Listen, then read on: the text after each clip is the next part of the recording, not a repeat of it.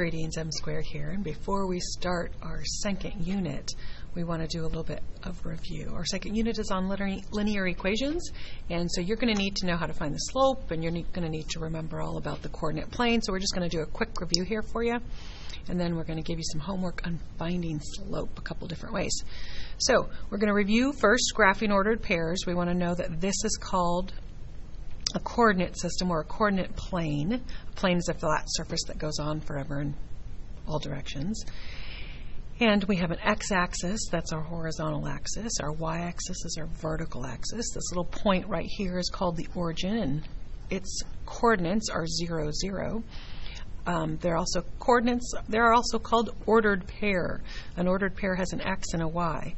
It's anywhere on this plane you can put a dot, and we can represent it by a set of points. It doesn't always have to be integers. It can be decimals as well. And so we have to remember that the x-coordinate, let's move up a little. I don't know if I said the quadrants. The quadrants 1, 2, 3, and 4, they go in counterclockwise, starting with the one where it's positive, positive, or the one in the top right corner.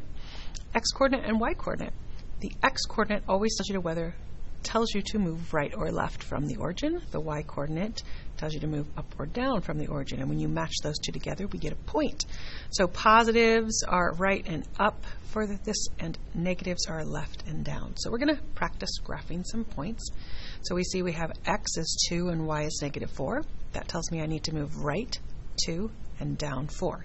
So I go 1, 2 to the right, 1, 2, 3, 4 down, and I label it with a capital letter. Points are always capital letters. It's really important in math when you see a capital letter that you treat it like a capital letter and a lowercase like lowercase, because they do make a difference, especially as you move into geometry next year. So you want to get into that habit. So that's point A. Point B, negative 1, negative 5. So we will go left 1, down 5, put a little b. 0, 4, that means we don't go left or right any, we go up 4. There's C. D says to go over 2 to the right and up 3, and that is D. And E says 1, 2, 3, 4 to the left and up none. So hopefully you remember how to graph those points. If you don't, then you get to practice a little, because if you when we're graphing lines, you got to know all that fun stuff. Okay, next thing. That was just a quick review on coordinate plane. Now the main part is the slope.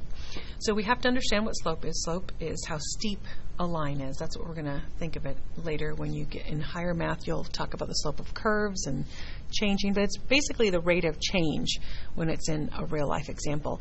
And you probably have heard rise over run. We're going to say it's the vertical change over the horizontal change. Notice the fraction bar. Slope is most often written as a fraction. Sometimes it's a decimal, but I like to write it as a fraction. So if you don't see a denominator, make sure you remember to put a 1 under it so you know how much to go left or right. So you should be able to look at a line and tell what the slope is regards to positive, negative, 0, or under 5. So a positive slope goes up from left to right. This line has a slope of 1, up 1, over 1, up 1, over 1. This line has a negative slope because it goes down from left to right. And it has a negative 1 slope because it's down 1, right 1, down 1, right 1. This slope doesn't go up at all. It stays constant. That's a 0 slope. When it doesn't go up and it doesn't go down, we say that's constant. So we call that a 0 slope, and that's why you get a y equals a number or a constant. You don't have any x in your line at all. A line that goes up and down vertically, we say has an undefined slope, because you could go up it, you could go down it. We really don't understand whether it's up or down. If you're going this way, it looks up. If you're going that way, it looks down. So we say it's undefined. You can also say there's no slope. That is an acceptable answer. And this kind of lines only have x in them, like these only have y in them.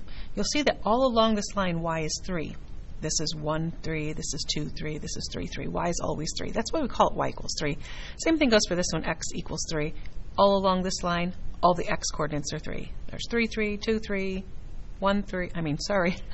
Let me change that. That's 3, 3, 3, 3, 2, 3, 1, 3, 0, 3, negative 1. All along, x is negative 3. So It's really, really valuable to remember this because a lot of people freak out when they just see the y and they just see the x. They're not sure what's happening, so it's good to know that. Next is our slope formula. So if you have 2 points, you should be able to find the slope using this formula. Y sub 2 minus y sub 1 over x sub 2 minus x sub 1. Notice it's a fraction. Notice the y's are on top. That's our vertical change. Y's go up and down. Our x's on the bottom. That's our horizontal change. That's the left and right. And these subscripts are just referring to a certain point. That means I have one point that's called x sub 1, y sub 1. And my second point would be x sub 2, y sub 2. So the subscripts aren't anything mathematical. It's just labeling which point. So the ones are the x and y from the first point. Notice they're coming last. The sub 2s are the ones from the second point. Notice they come first. It doesn't really matter if you switch these as long as these are both the same ones or ones here. So again, the no slope and the zero slope for the vertical and horizontal lines. That's really important to remember. These are kind of what that looks like, and we kind of just talked about that, so I'm going to skip over that for right now. We're going to find some slopes given 2 points. So I have a little trick for people who struggle with this. I always tell them to write this down first. What is that? That means y sub 2 minus y sub 1 over x sub 2 minus x sub 1. But I have them write this first because then the negative thing isn't such a problem. Because most of the time people see that negative 2 and they say, oh, I don't need to write the negative 2 because it's already there. But you do. So it doesn't matter which one of these is first. I like to write them underneath each other because then I can just see them right here. These are my y's, so I put 4 and a negative 2. These are my x's, so I put 3 and 7. Notice I always started with the top point and went down. You can that way you don't get confused, because if you say 4 minus 2 minus a negative 2 and then you come over here and do 7 minus 3, you're going to get the wrong answer. It'll be the opposite. So notice this minus a negative right here. That's a plus, right? So 4 plus 2 is 6. 3 minus 7 is negative 4, and I always want to reduce my slope. I get a negative 3/2. So my slope for these 2 points, for the line that goes through those 2 points, is negative 3/2. Okay, let's try this one. So I'm going to write it underneath it because then I don't get as confused. I just continue to go down. So I get a negative 8 minus a negative 2, and then I get a 5 minus 3, minus a negative 3. Notice I have these negatives going on, so I'm going to make those positive. Negative 8 plus 2 is negative 6. 5 plus 3 is 8. And that reduces to negative 3/4.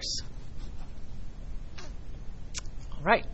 I'm going to write it like this. Now, you don't have to do this. It's just a way that I found that keeps it all on track, especially when you're learning it or if you struggle with the negatives. So 5 minus 5 is 0. Those are double negative, so it's 4 plus 1. 0 divided by 5 is 0. Anything with 0 in the numerator is 0. This has a slope of 0. Notice the y's are the same. That means y equals 5. That's the equation of the line, but my slope is 0. How do you, just so you know, when you get a vertical line, the slope is going to be undefined.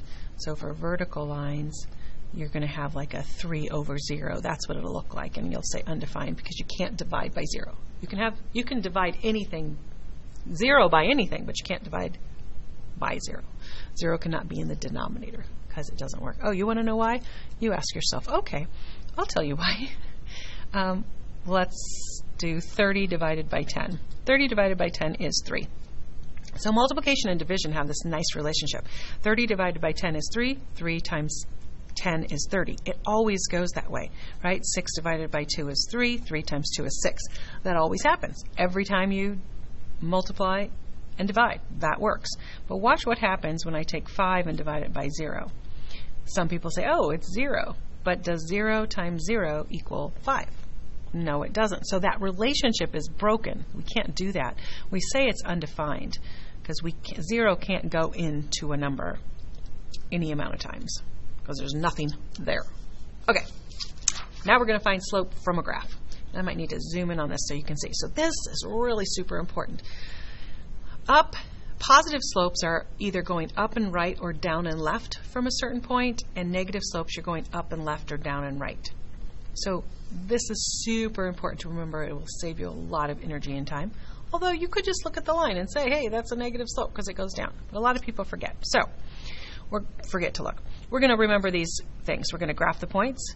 They're already graphed for us here. We're going to count how many we went up or down. We're going to count how many we went left or right. We're going to put those respectively in the numerator and the denominator. And then we're going to write our slope as a fraction. So zooming in. Hopefully you got that other stuff down. So I'm going to take my points. Here they're very big because I wanted them to be. I'm going to go from one point to the next and make a little how many did I go down or up and how many did I go left or right. So you always count the spaces. So 1, 2, 3. I went down 3. That's a -3. That number is going to go in the top of the fraction because the up or down goes in the top. And then I went left 4, 5, 6. That would be the right direction. That's a +6. So my slope is -3 over 6, and if I reduce that, I get a -1/2. So my slope is -1/2 on that one. Okay, this one is a vertical line. Notice that I can go up however many I want. What is it here? 6. But I didn't go over any. That's a 0. And what happens when we divide by 0? Nothing good. So we say that there's no slope. Or remember, the other option was to say it's undefined. The slope is undefined. Either one of those works. But a vertical line always will have an undefined slope. Alrighty, 2 more to go. Again, we're going to draw our little triangle. You can draw it on this side. I'll draw it on this side this time. Doesn't matter. Looks like a positive slope though, right? So to have that in your mind before you go ahead and do it is always a wonderful thing. So from here to here, I went right 1, and then I went up 5. So if I'm going up 5, that goes on the top of my fraction. If I'm going right 1, that's the bottom. Both positive. You don't have to leave it like this. This is the simplified version. If I was graphing it, I would tell you to do this just so you know you go up 5 over 1. But this is acceptable when we're just finding the slope. Okay, so now I'm taking you to this little guy. Doesn't have any points. So some people struggle with that. So you've got to find where it crosses the grid lines. You see right there, it's a beautiful little cross right there. It crosses all these grid lines right there. And then I just look for another one. It looks like right here. So those are the 2 spots that I'm going to pick because it looks like it perfectly crosses there. And then I'm going to make my triangle. 1, 2, 3, 4. And I went right. Now I'm going down. 1, 2, 3, 4, 5. That's -5. You could have noticed that it's negative, but I always like to do the right positive, down negative. And so that is a -5, because that was the down part, over 4. And that is my slope. So again, this is just a review. You should have remembered this from last year, but we need this to start our unit on lines because we're going to get right into graphing the first day of the unit. So this is like our prerequisite. Good luck with that. M Squared signing out.